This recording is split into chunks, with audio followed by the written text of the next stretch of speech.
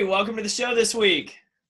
Hi, thank you. I'm excited to be here. Yeah, so I've had the opportunity, obviously, to get to know you pretty well offline due to you being friends with my wife and a lot of our social circles. But for our listeners and viewers today, not quite as familiar about who this person I brought on the show is. Tell us a little bit about your past, your Olympic history, and then we'll kind of dive into your career now at EY. Yeah, no, thank you. So to start back and go or forward and go back, I was a 2000 Olympic synchronized swimmer, represented the United States and got to compete in Sydney in 2000. But it all started when I was 9 years old and had done multiple sports, speed swimming. I was a speed swimmer. I'd done soccer and gymnastics and all the different things you try out as a little girl, and was still sort of missing, the missing link to what was really my passion. And my mom had been a synchronized swimmer, and she said, there's this class up at the Y that I think you would enjoy. It's just a 3-week class, synchronized swimming. I did it when I was little. Let's go, sign you up, see if you like it. And so we went to sign up, and it had been canceled.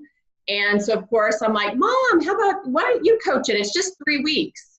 Well, it was me and all of my neighborhood friends at the Y, my mom coaching, and 35, I think her club is still around 35 years later. We started a synchronized swimming club, the first one around the Irving, Texas area.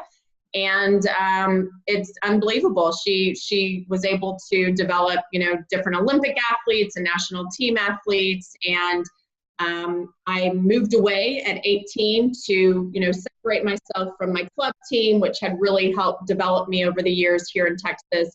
But I knew in order to compete at the Olympic level, I would need something a little bit more. And so moved to California at 18 and got to swim with the best club and coaches in the world.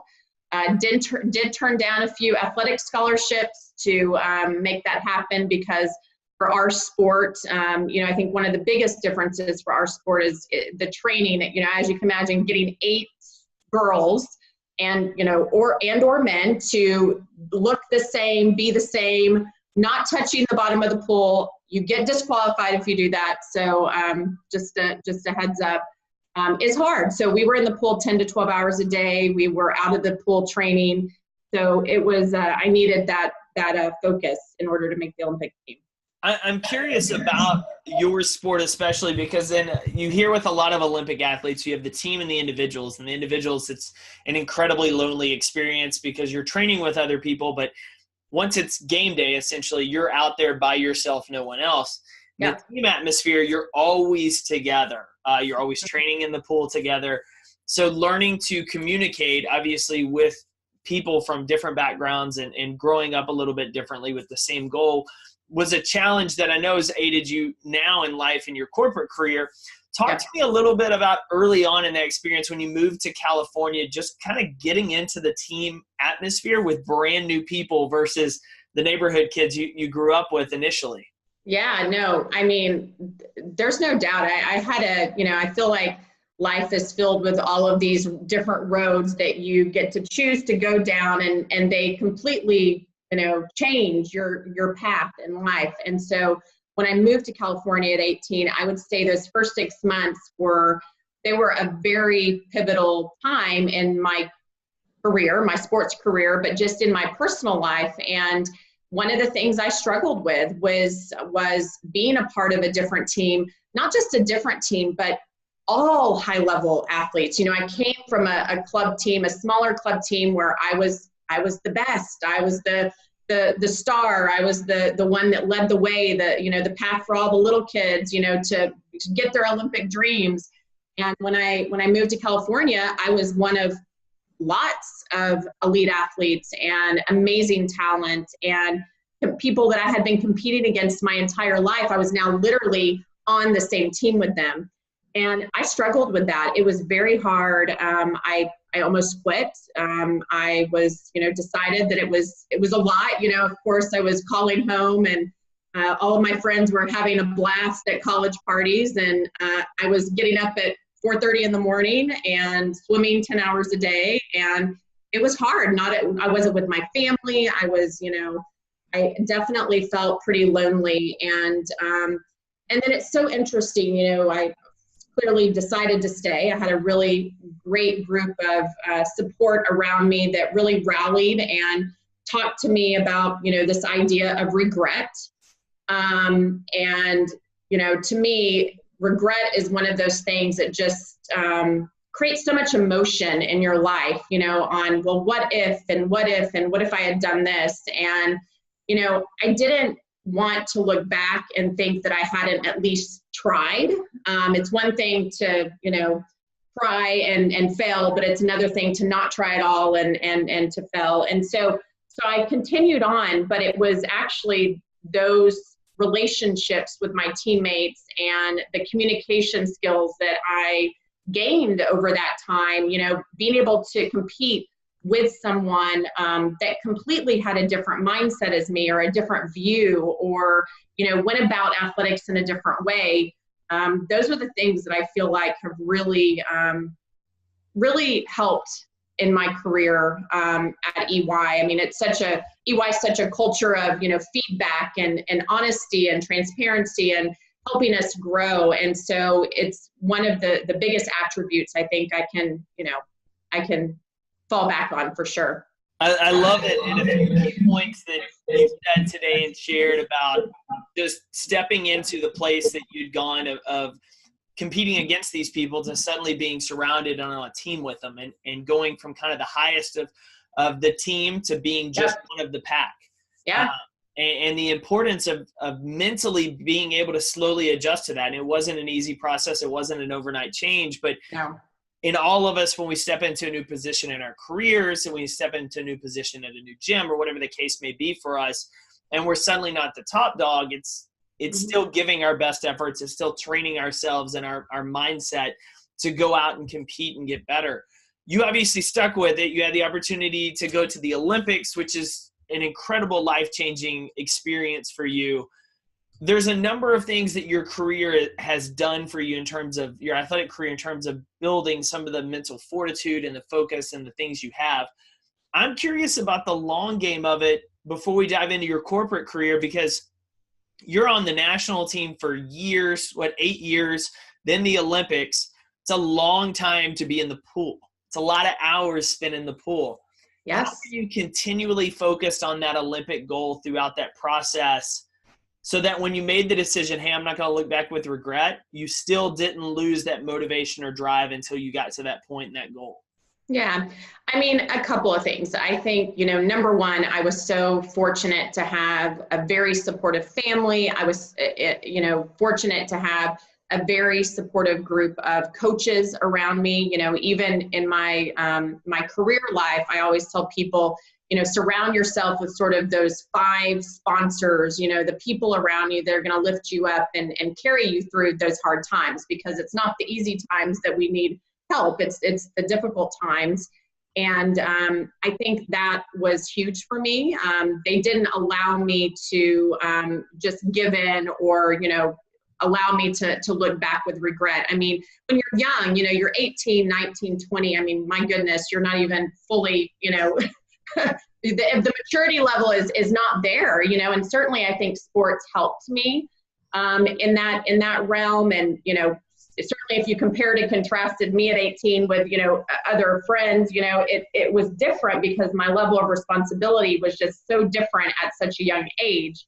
But at the same time, I had to maneuver so many different challenges. And I think, the perseverance that you gain from sports, that was something that I think at the end of the day was probably what saved me, is just, that sort of internal gut feeling of, I can't give up. I mean, I can't even imagine if I were to just leave this right now after so many years without fully trying, I would have so many regrets, in life. And again, it would have been this road that would have veered me off in a direction I think I would have just not been satisfied with. So, but it wasn't easy. And I know kids these days are, especially through the teenage years, I mean, it's hard. It's hard to stay the course, and it's hard to stay committed to something, even, you know, currently my son is a speed swimmer and they practice 6 days a week and he's barely 12.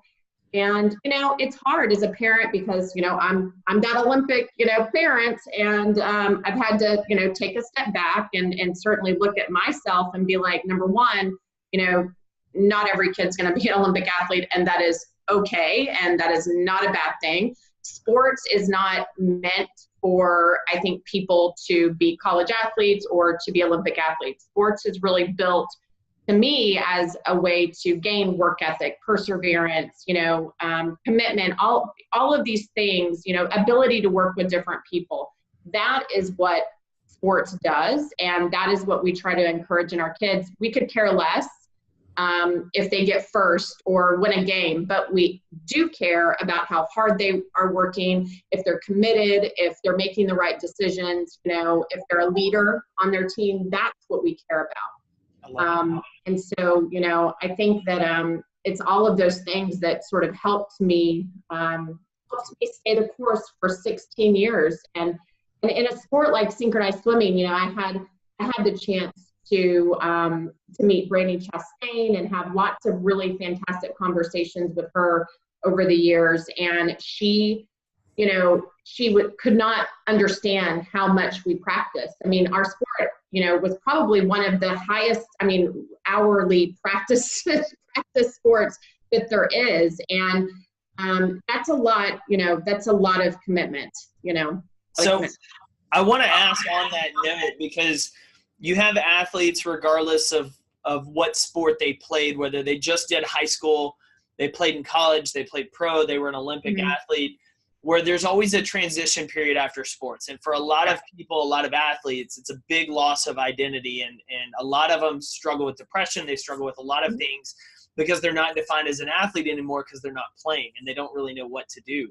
Your training, those 10 hours a day in the pool, those hours spent practicing, that's much more than a lot more Olympic athletes. There's a lot of ingraining as your identity as a swimmer and as an Olympian in there.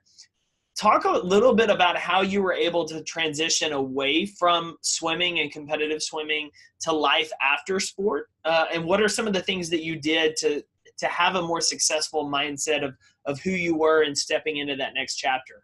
Yeah. So, I mean, first and foremost, it's hard, right? It is absolutely hard. I mean, it reminds me kind of, you know, how I went from Texas on a small club to California with the best athletes in the world. And I was now, you know, a very tiny fish in a large pond. It's the same, you know, I got my first job after I competed in the Olympics, and I was, again, a small fish in a large pond. Certainly had a story, and I had all these great, you know, this work ethic and all these things, but I was no longer the subject matter expert of my field. I was starting at the bottom.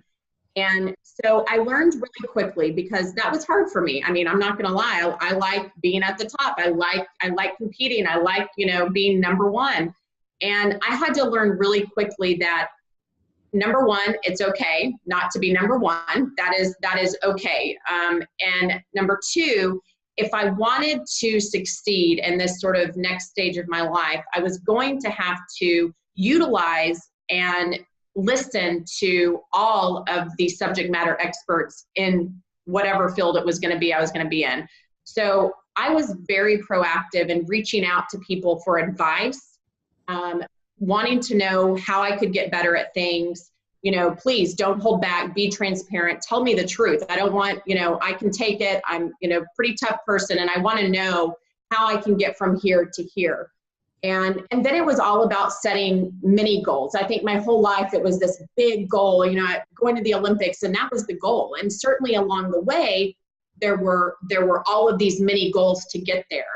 And I think that's one of the things that was so great about what swimming gave to me, is that, you know, the Olympics was fantastic, and that was the end goal, and I accomplished it, and that's great. But it was actually all of the and it's so cliche, but it really literally is the journey that I utilize today. It's not the Olympic experience of competing at the Olympics. I learned a lot there, but it was really those days at the time at the practice. It was getting yelled at by my coach, and, you know, getting angry at her, and then us making up and learning how to communicate better. And, you know, the same with my teammates, you know, learning how to, be effective with them. And so, it's setting those small goals along the way and utilizing peers and mentors and realizing that it's so awesome to have other people that are better at things than you are, and being okay with that and utilizing it to your advantage versus,